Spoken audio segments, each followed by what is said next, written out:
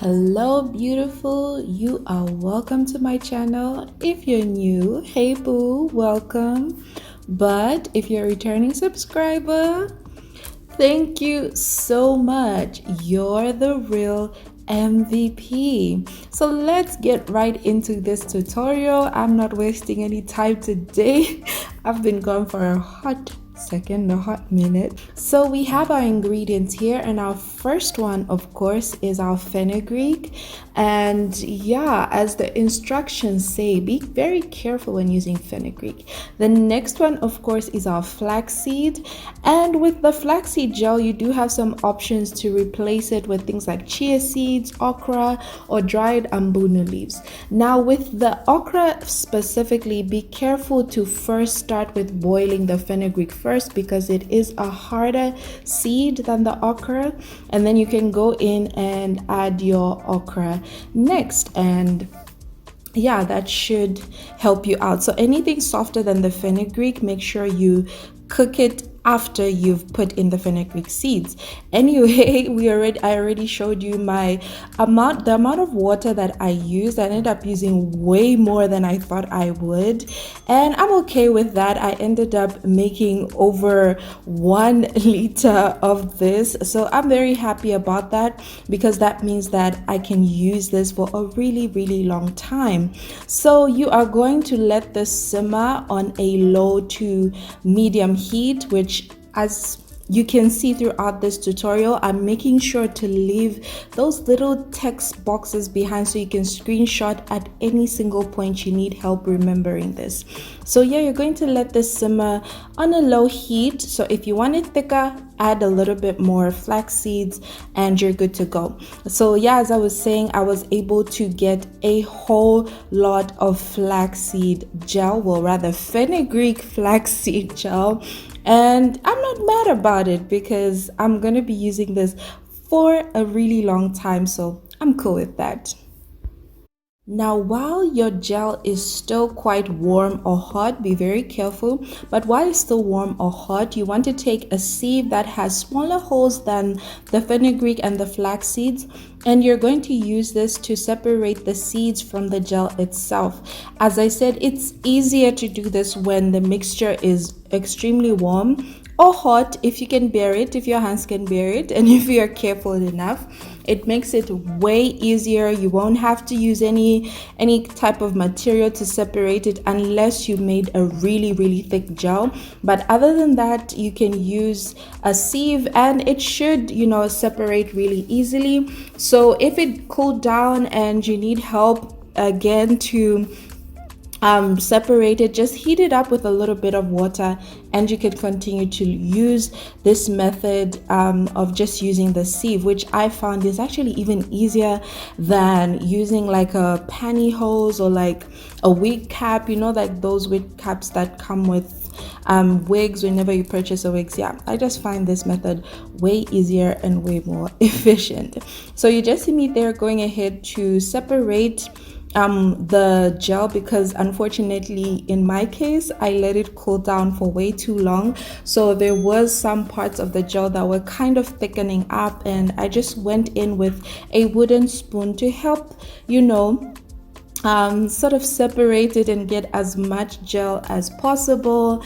And that's the process that I'm going through over the next minute or two. Something else worth mentioning is I used way more flaxseed than I usually do, and the only reason I wasn't I was okay with it because I did end up with a whole lot of gel. So that goes to show you that you do not need even as much as I used if you are concerned about quantity and maybe you're on a budget or something, or you're just doing a little experiment with the flax seeds and the fenugreek. They are both two very powerful ingredients, so you do not need a whole lot. In fact, you can take this recipe and actually put the ingredients in half, especially the flaxseed and the fenugreek, and yeah, use slightly less water and you still get a good amount of gel. So yeah, that's just a note there, and you can see that they really expanded in size. So your next step is, I do not like to waste any of these ingredients, not because I can't get more, but I've realized that with fenugreek and with flax seeds you can actually reuse them. So I like to put them onto a tray, spread them as much as possible. So you will need a tray that has a lot of surface area, and I just let this sit in the sun and let them dry up so that I can use them later. And you can actually use this about 2 or 3 more times, except your gel may come out a little bit thinner, but they're still very much so useful.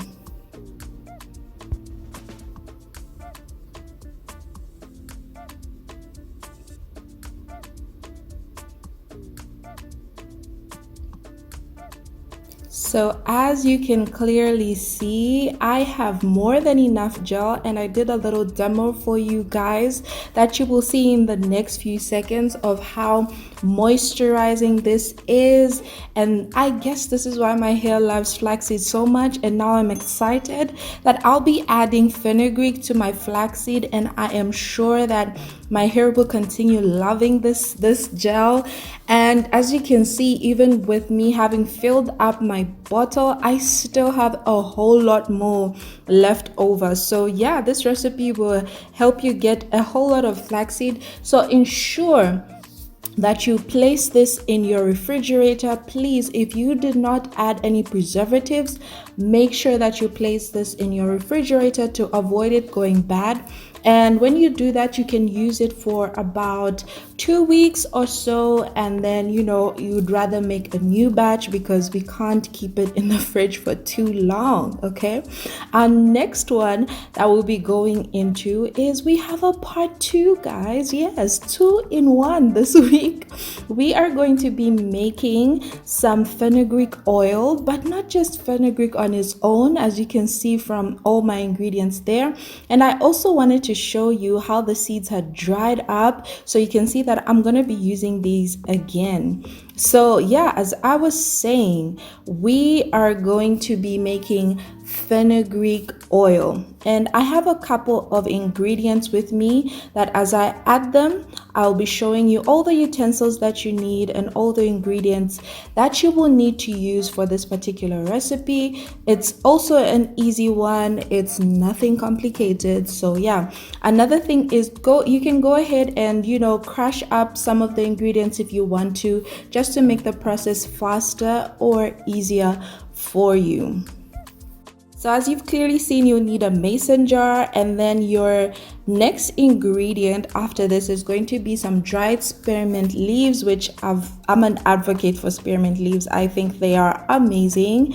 And you add this to your mason jar, and you can crush them as well, or you can just add them as is. I decided to add them as they are, and you're only going to need a couple of them, not too many. So the next one you're going to use is cloves. I used about a teaspoon of cloves, which is or half a tablespoon for those of you who you find that easier to understand. And I've still been using cloves in my oil because I think they've been working pretty well for me. Your next ingredient is going to be some hibiscus, and I also use a teaspoon of hibiscus because I've still been using hibiscus. I think it has been doing great for my scalp, so I'm going to continue adding it to my oils. And of course, the next one you're going to need is your fenugreek. Of course, I am adding about, as you've already seen, a tablespoon, which is more than enough. As I said, fenugreek is such a powerful seed or herb, so you won't need even as much as I used. You can as well have it, but because fenugreek is the star of the show for this hair growth challenge, that is why I decided to make it the biggest amount in terms of the ingredients that I used, so that it's the main, as I said, the main star of the show. So once you are done with that and you've made sure that, everything is in place, you've added all your ingredients. I'm just making sure that I get every single little piece that fell off. So, no wasting. We don't waste anything over here. So yeah, anyway, once you are done adding that, you are going to add your oil. I tried to get the font clear for you here, but yeah, it just wasn't showing up the way I needed it to, but that's all right. You can use any oil that works well with your scalp, and you are going to pour this into your mason jar until it covers all of your ingredients, everything you've added into your mason jar. Make sure that it covers them well. And I actually went ahead to not just make sure everything in the mason jar is covered, but I filled it to about the top of the mason jar, not all the way at the top, just to avoid it spilling out in our next step that will require it to, help it infuse.